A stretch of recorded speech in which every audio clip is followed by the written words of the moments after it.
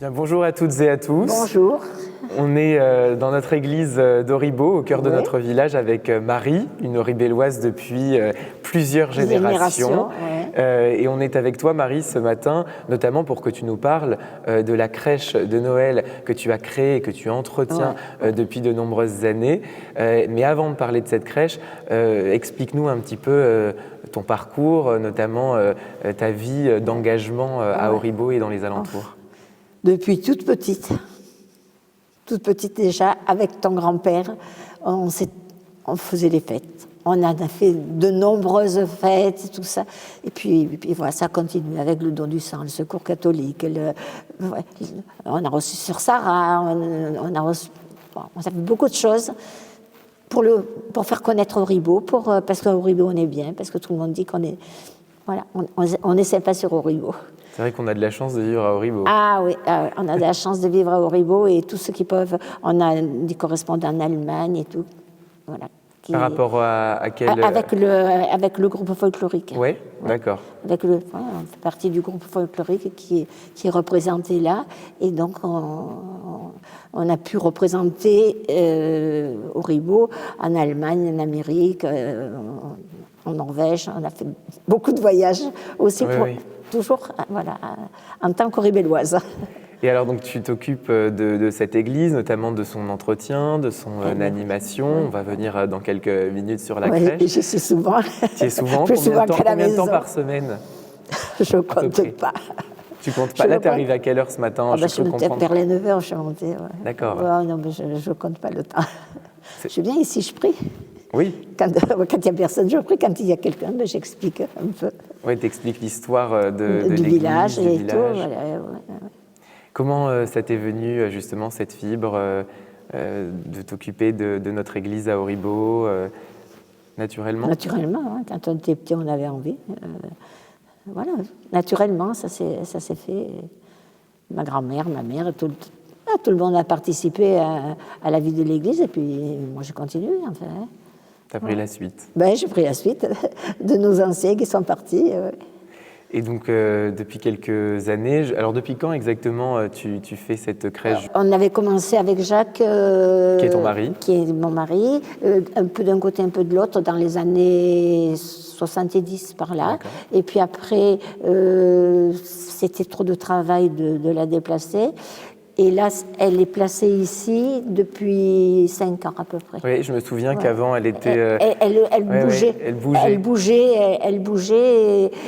Et là, mon mari était déjà malade. C'est un monsieur Vincent qui m'a aidé, qui a fait la ferronnerie, qui a fait toute l'installation que je peux grimper pour aller mettre les santons et tout. C'est solide qu'avant... Et la crèche, d'ailleurs, par rapport à avant, là, depuis qu'elle est installée ici depuis 5 ans, elle s'est considérablement agrandie. Elle est assez impressionnante. Là, on le voit derrière nous. Elle s'est vraiment agrandie. Puis elle a des symboles. Oui. Hein, elle a des symboles parce que il n'y a rien pour rien. Regardez, il y a en haut, il y a le Francis avec son takiwalki, parce qu'à cette époque-là, il n'y avait pas. Il montait sur Pays Gros pour surveiller les feux. Ah oui, d'accord. Et ben voilà, il est placé, perché, pour surveiller les feux. C'était à quelle époque, Francis? Francis, dans les années 70 qu'on a commencé à créer. Il est un pompier, qu'on a créé. Je crois que c'est en 71 qu'on a créé le corps des pompiers sur Auribeau. D'accord. Ah oui, il n'était pas au comité des feux de forêt. Non, après. Oui, après. Tout ça, c'est venu après. Oui, après. J'ai pas connu, du coup, les ancêtres. Mais tout ça, c'est venu après. Oui. Non, et puis, on a reçu Sœur Sarah et Sœur Emmanuel qui sont là. On a Don Camille, qui l'année dernière est venu jouer des pièces. C'est vrai. Mais il a été surpris quand il s'est vu un statut déjà là. Parce qu'en fait, la spécialité de la crèche, à l'origine, d'où est venue l'idée de la crèche avec Jacques? Faire revivre le village, mettre dans le village les habitants du village. Oui, d'accord, il y a plusieurs dizaines d'années, vous vous êtes dit on va faire une crèche vivante à l'image d'Auribeau. À l'image d'Auribeau. Beaucoup, ce sont des personnages. Là, c'est le groupe folklorique, là, c'est toutes les mémés qui racontent leur vie. Oui. Il y en a à Auribeau. Mais là, elles sont assises et elles gardent les petits-enfants, parce qu'il n'y avait pas de crèche sur Auribeau, il n'y avait rien. Et du temps que les mamans allaient travailler, c'était les mémés qui gardaient. D'accord. Alors tu les vois, là, il y a les mémés en haut, Augusta, Thérèse, André, et je ne sais plus la dernière, René. Donc voilà, chacun, ils ont un rôle. Là, quand on a créé le groupe folklorique donc, sur Auribeau, et il est là, il est représenté. C'est avec ça qu'on représente Auribeau dans beaucoup d'endroits. Hein. Là-bas, c'est la maison de famille avec tous mes anciens. Oh non, là, il y a Jacques et moi donc en provençal. Oui. Est-ce que tu sais, justement, au fur et à mesure du temps, comme vous avez adapté la crèche, même avec l'actualité, combien au total il y a de santons, de personnages dans la crèche? Je ne sais pas. Tu les as jamais comptés? Non. Non. Il faudrait, parce qu'à mon avis, le chiffre est impressionnant. Il y en a un paquet, et ils ont pratiquement tous des noms. Oui. Et ils ne sont pas là pour rien. Alors, il y en a quelques-uns maintenant qu'on me donne. Alors, on me dit, pourquoi tu as mis ça?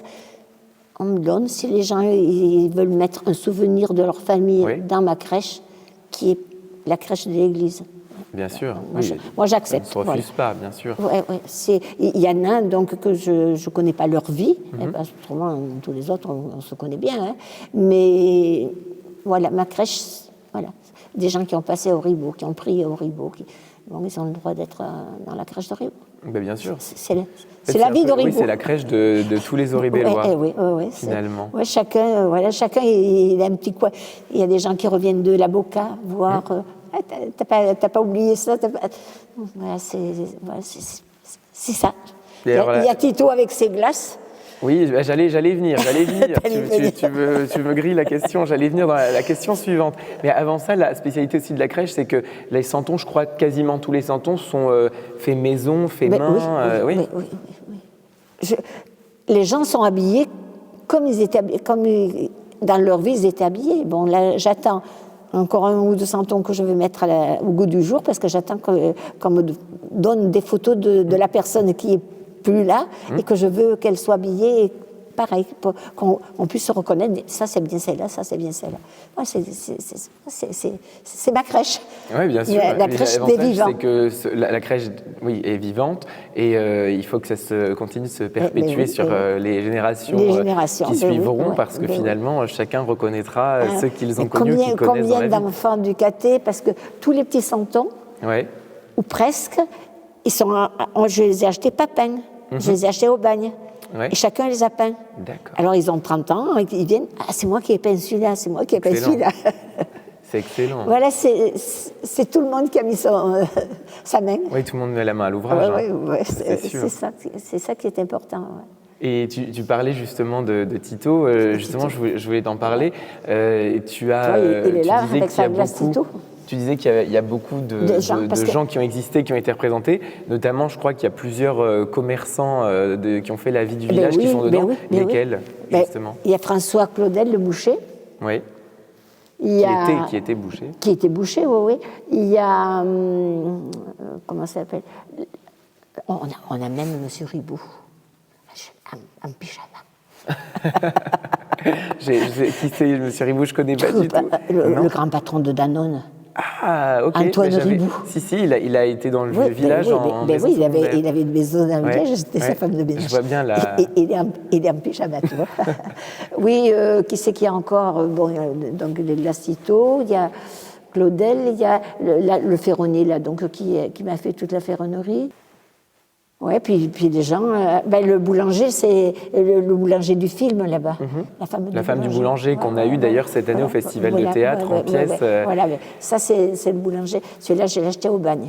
Et tu parlais tout à l'heure justement de Don Camillo. Et la crèche, elle évolue donc au fur et à mesure de l'actualité, notamment au-delà aussi des Auribellois, des commerçants qu'on peut y trouver.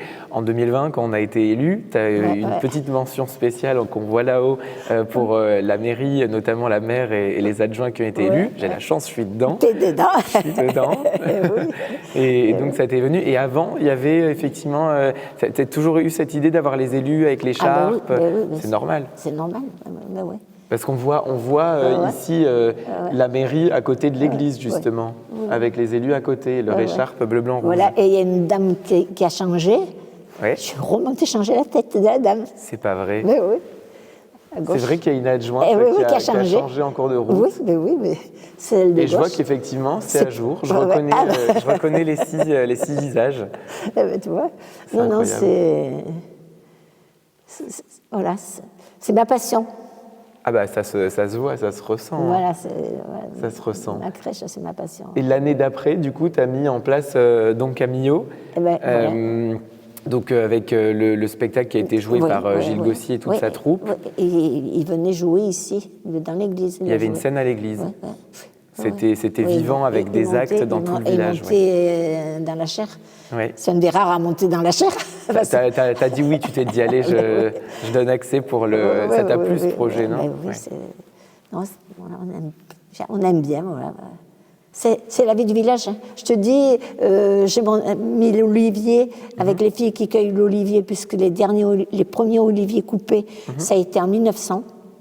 Et après est arrivé le jasmin, la rose, tout ça, mais avant. Tu as représenté aussi, les fleurs un petit peu du territoire, du Pays de Grasse. La rose et le jasmin là-bas, avec les filles en provençal, c'est la rose et le jasmin, qui sont venus que dans les années 55, par là. D'accord. On n'en avait pas. Donc tu as la rose, le jasmin, et tu as d'autres l'olivier. L'olivier, voilà, l'olivier, il est là, l'olivier d'avant. Et au-delà donc des personnages, pour faire une crèche, il faut aussi des lieux, représenter des lieux, parce qu'on a beaucoup parlé des personnes dans la crèche, mais on n'a pas beaucoup parlé des lieux qui sont représentés. Quels sont les lieux un peu emblématiques? Moi, je reconnais bien l'église, je reconnais la mairie, je vois aussi le Nocibé. Mais oui, qui s'appelle le Nocibé à l'époque. Exactement, qui est devenu la table du village, avec le restaurant en bas, puis des logements en haut, qui est un hôtel-restaurant, si je ne me trompe pas. Oui, je crois qu'il fait aussi hôtel. Mais à l'époque, Jacques était encore là. Moi, c'est toute la partie de là-bas que j'ai fait seule, mais Jacques est encore là quand on a fait le Nocibé. On voit le portail.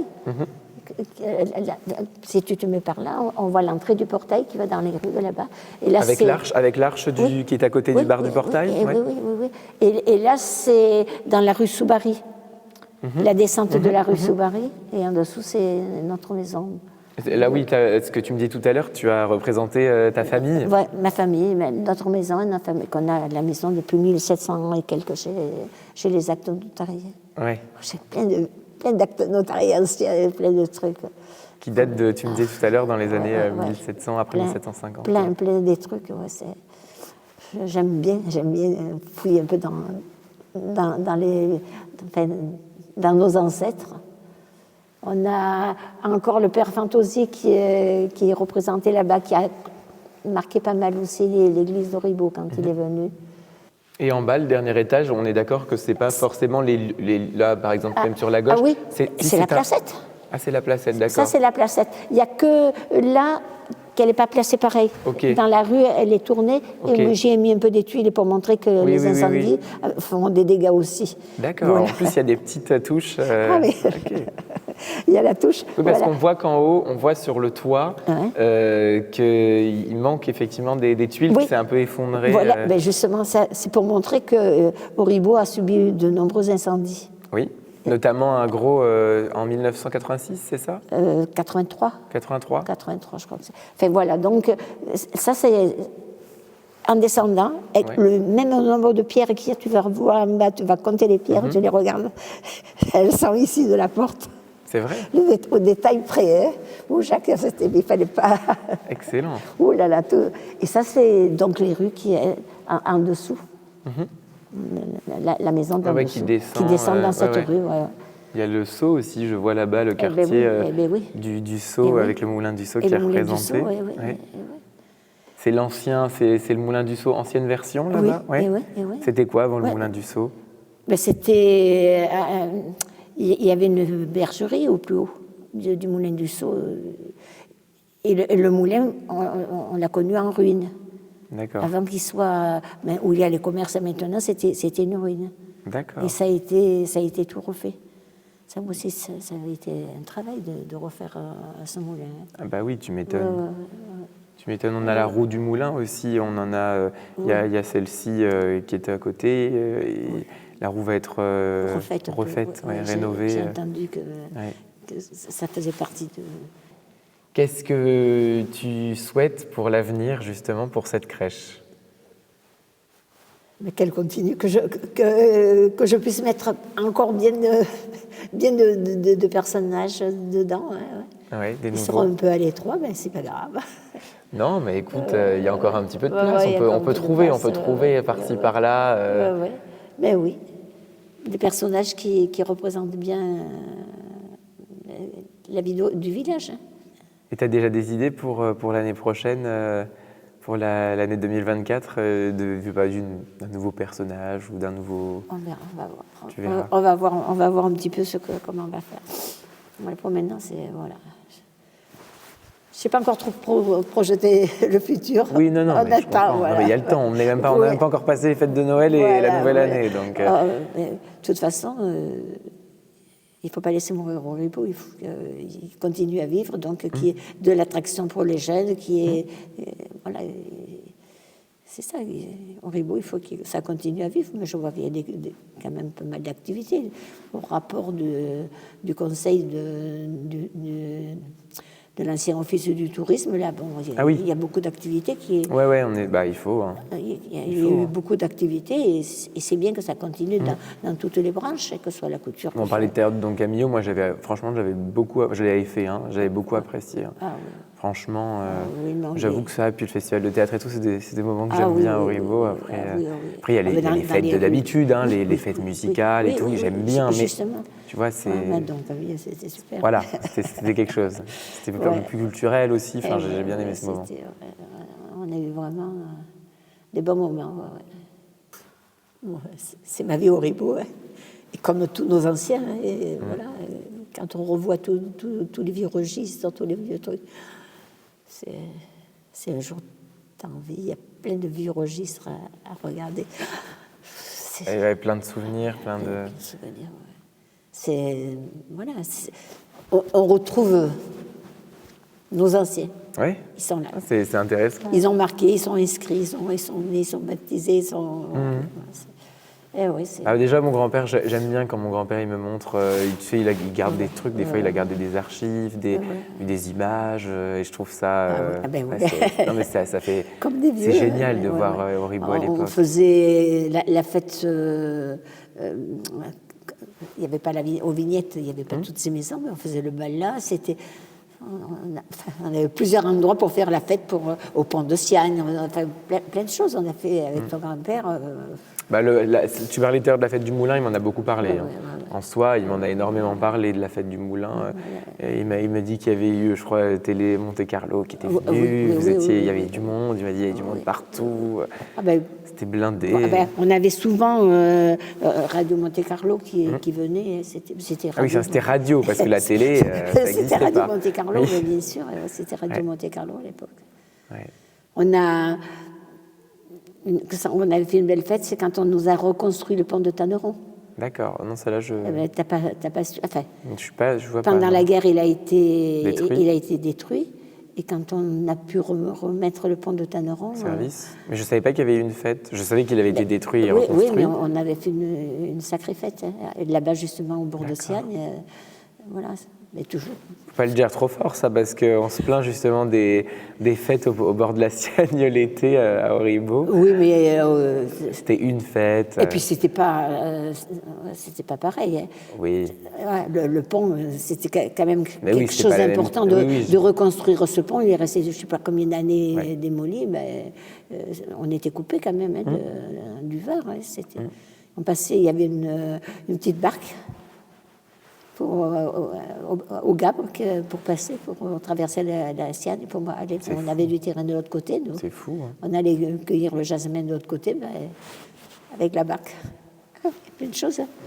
Pour relier le Gabre, enfin le quartier du Gabre à Auribeau au Var. Pour aller dans le Var. Hein. Et la Siagne, il n'y avait plus de pont, on ne pouvait plus passer. Après, ils en ont fait. Combien de temps il n'était plus en service, le pont? Je ne sais plus combien il est resté vraiment coupé. Après, ils en avaient fait un artificiel. Provisoire. Mais bon moment, on n'avait rien. C'était avec la barque comme on allait de l'autre côté. C'est fou. Ben on ne s'imagine pas ça quand on passe tous les jours en voiture sur le pont de Tanneron. Comme aussi les incendies qu'on a subis aussi. C'est des choses qui malheureusement peuvent revenir aussi. Oui, bien sûr. Incendie, inondation... toutes les catastrophes climatiques. Il y en a la maison tellement. de là qui avait brûlé et tout, c'était juste ils avaient fini de peindre les portes du garage et tout a brûlé. Voilà. Les inondations aussi, il y a eu des problèmes aussi quand la sienne elle sortait, le Rio. Ouais. J'ai une photo quelque part par là pour montrer au Ribot en inondation. Hein. Le Pierrenchon, on est tout sous l'eau. Hein. Ça fait peur, hein, d'ailleurs. Ah oui. Ouais. Ça, on a eu, je ne sais plus à quelle date c'est, mais vraiment des grandes inondations. Voilà, on subit ça. Je ne vais pas représenter. Je porte une photo. Non, mais ça part. peut être une idée, même pour voilà, des gens, si des gens veulent s'investir les années d'après, justement, sur la crèche et te donner un coup de main. Mais écoute, Marie, déjà, je voudrais te remercier. Parce que tu nous as ouvert les pages de l'histoire d'Auribeau, de l'église, de la crèche. Tu as 1001 anecdotes à raconter. Je pense qu'il y en a d'autres. Oh, il y en a plein. Voilà, j'imagine. Et je souhaite en tout cas à la crèche vraiment un très très bel avenir, de la continuité, des nouvelles idées, de l'aide. Ce qu'on va mettre dans l'année. Exactement. Des beaux événements qui se passent et puis qui seront représentés pour la suite. Et on reviendra te voir l'année prochaine. On viendra voir les nouveautés, on viendra voir cette belle crèche vivante qu'on peut venir voir toute l'année finalement, puisqu'elle est en exposition permanente à l'église d'Auribeau. Voilà, donc merci en tout cas de nous avoir reçus dans l'église, de nous avoir raconté tout ça. C'est un plaisir. Pour moi, c'est un plaisir. Merci beaucoup et passe de bonnes fêtes de fin d'année. Merci. Voilà.